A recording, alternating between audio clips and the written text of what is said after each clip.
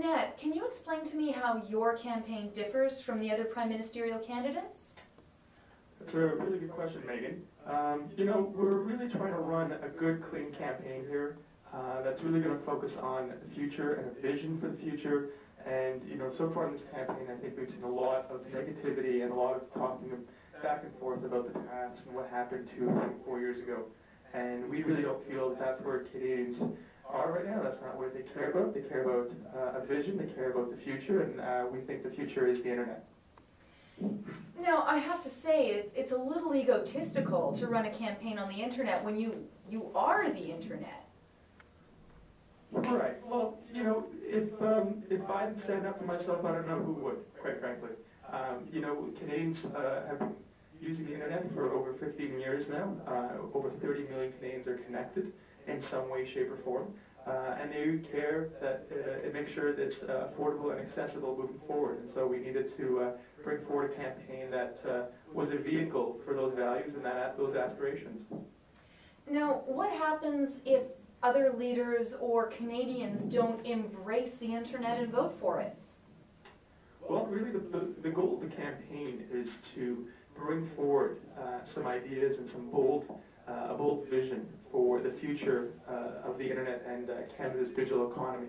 And our hope is that the other candidates will listen.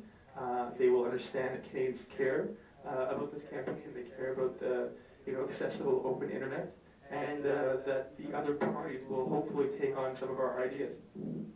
Now, I hear a lot of things like UBB and metering and net neutrality, and so in short, if you can explain it to someone who just isn't familiar with this, what exactly are you arguing for here? What are you standing up for? To boil it down, we want more competition in terms of internet service providers in Canada. We want the internet to be more affordable, and we want it to be more open. We want all Canadians to have good access to affordable internet, and we believe more competition is an important part of that. We also think that the CRTC, the regulatory body in Canada, needs to take on a stronger public interest mandate and not just favor big telecommunication companies. So that can be kind of tough, though, I mean, in terms of the CRTC to be able to regulate something like that. How exactly do you suggest that they would go about being able to open up a marketplace that, let's be fair, has 4 major players and they aren't making much room for anyone else? We've already seen that with cell phones. Right. Well, the recent example with the Stop the Meter campaign is an excellent example where the CRTC can stand up and ensure that there is healthy competition in the service provider market.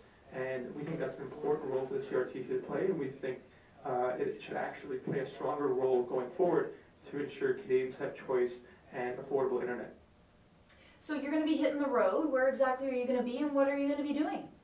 We're going to be zipping along across the country, back and forth, and we're going to be talking to Canadians, reaching out to Canadians, engaging them in this campaign, which is a positive campaign, which is going to be talking about the future and not the past.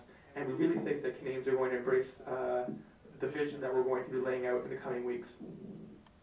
Perfect. Now, I've got to ask, if you could sit down and have a drink with one of the political leaders, who would it be? Ooh, that's a good question. I'd like to sit them all down and see who can hold their weight, if you know what I mean. Thank you so much, Ned. Thanks, Megan.